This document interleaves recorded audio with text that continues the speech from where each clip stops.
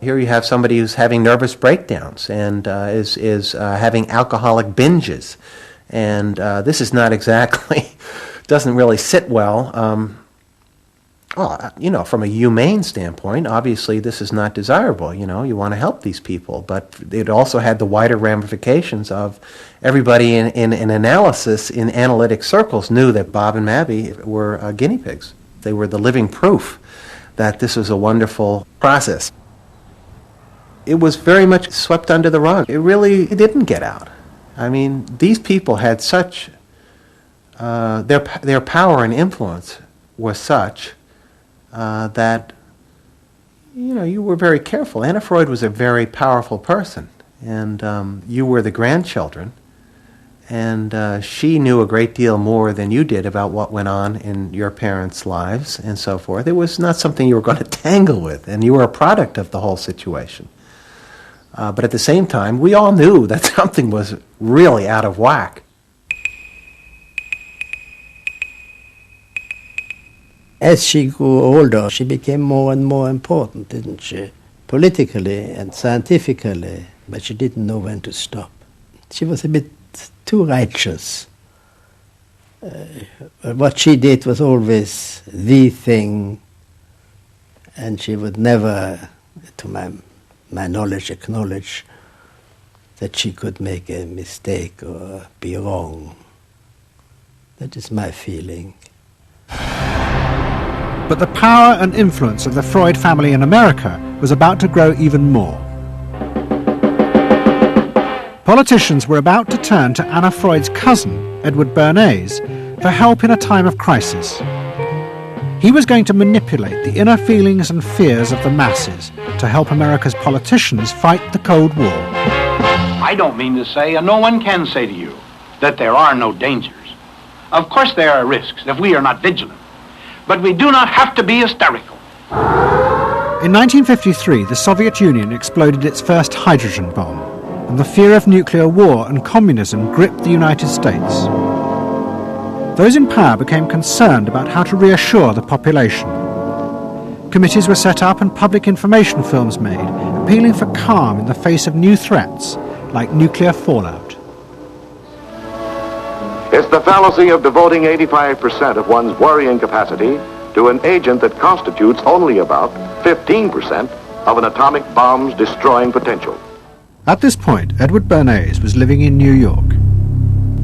In the 1920s, he had invented the profession of public relations and was now one of the most powerful PR men in America. He worked for most of the major corporations and advised politicians, including President Eisenhower. Like his uncle Sigmund, Bernays was convinced that human beings were driven by irrational forces. The only way to deal with the public was to connect with their unconscious desires and fears. Bernays argued that instead of trying to reduce people's fear of communism, one should actually encourage and manipulate the fear, but in such a way as it became a weapon in the Cold War. Rational argument was fruitless. What my father understood about groups is that they are manipulable, they're malleable, and that you can tap into their deepest desires or their deepest fears and use that to your own purposes. I don't think he felt that all those publics out there had reliable judgment, that they very easily might vote for the wrong man or want the wrong thing, so that they had to be guided from above. One of Bernays' main clients was the giant United Fruit Company. They owned vast banana plantations in Guatemala in Central America. For decades, United Fruit had controlled the country through pliable dictators. It was known as a banana republic. But in 1950, a young officer, Colonel Arbenz, was elected president. He promised to remove United Fruit's control over the country. And in 1953, he announced the government would take over much of their land. It was a massively popular move, but a disaster for United Fruit, and they turned to Bernays to help get rid of Arbenz. United Fruit brings in Bernays, and he basically understood that what United Fruit Company had to do was change this from being a popularly elected government that was doing some things that were good for the people there into this being very close to the American shore a threat to American democracy, that it being at a time in the Cold War when Americans responded to issues of the Red Scare and what communism might do, he was trying to transform this and brilliantly did transform it into an issue of a communist threat very close to our shores, taking United Fruit again as a commercial client out of the picture and making it look like a question of American democracy, American values being threatened. In reality, Arbenz was a democratic socialist with no links to Moscow. But Bernays set out to turn him into a communist threat to America. He organized a trip to Guatemala for influential American journalists. Few of them knew anything about the country or its politics. Bernays arranged for them to be entertained and to meet selected Guatemalan politicians who told them that Arbenz was a communist controlled by Moscow.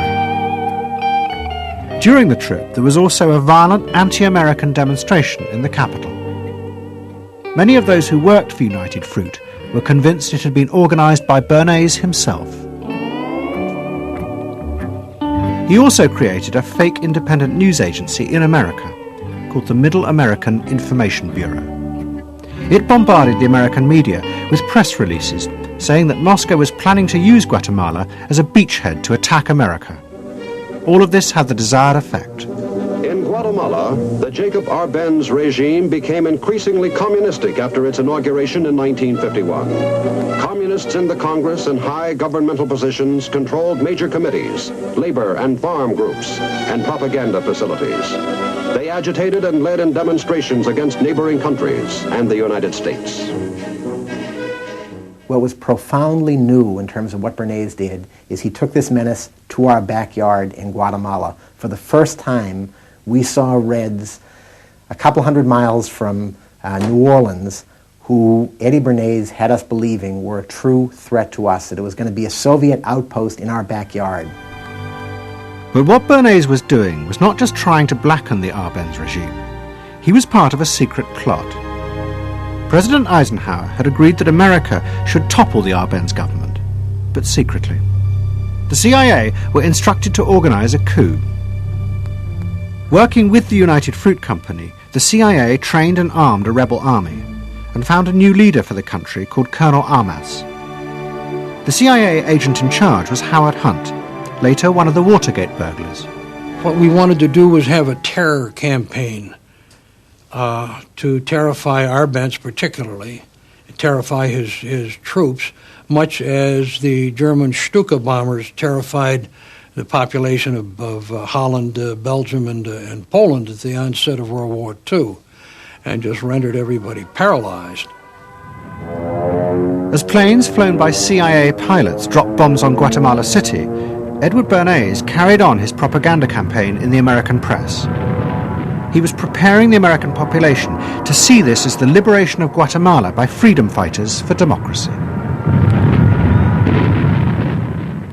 He totally understood that the coup would happen when the public and the press, when conditions in the public and the press allowed for a coup to happen, and he created those conditions. He was totally savvy in terms of just what he was helping create there in terms of this overthrow. But ultimately he was reshaping reality, reshaping public opinion in a way that's undemocratic and manipulative. On June the 27th, 1954, Colonel Arbenz fled the country, and Armas arrived as the new leader. Within months, Vice President Nixon visited Guatemala. In an event staged by United Fruit's PR department, he was shown piles of Marxist literature that had been found, it was said, in the presidential palace. This is the first time in the history of the world that the communist government has been overthrown by the people. And for that we congratulate you and the people of Guatemala for the support they have given. And we are sure that under your leadership, supported by the people whom I have met by the hundreds on my visit to Guatemala, that Guatemala is going to enter a new